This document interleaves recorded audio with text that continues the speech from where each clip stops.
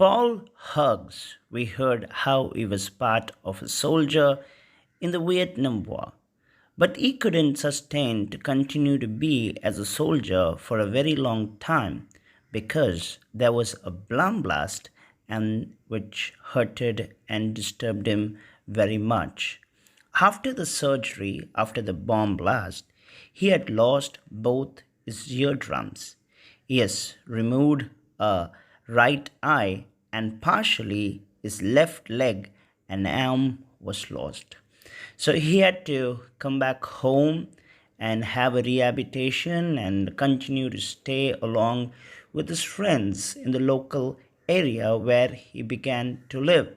So coming back home, he continued to be a ex-biker. He used to drive bikes to a long distance. He had tattooed all its parts of his body. He was into many unhealthy relationship with the opposite gender. In his room, there were pictures of women that was banned by the below age of 18 to see. So this was the life of what Paul Huggis came back from a soldier and continued to experience. It was then that he met his friend Unk, who introduced him to church.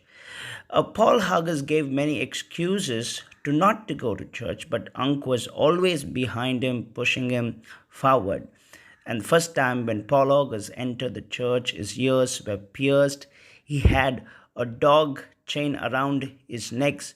Both his hands had bands. He had 6 rings in his fingers. And as I told you earlier, he was tattooed. He was so different to be in the church.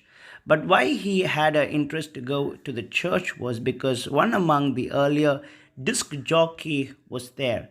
And he saw how this life of disc jockey had turned. He was living a very decent life compared to what he was. Then Paul August decided that he also had to change his lifestyle because there was purpose in it. Paul August continued to visit churches and good friends, but the battle of sin was within him. He continued to pray.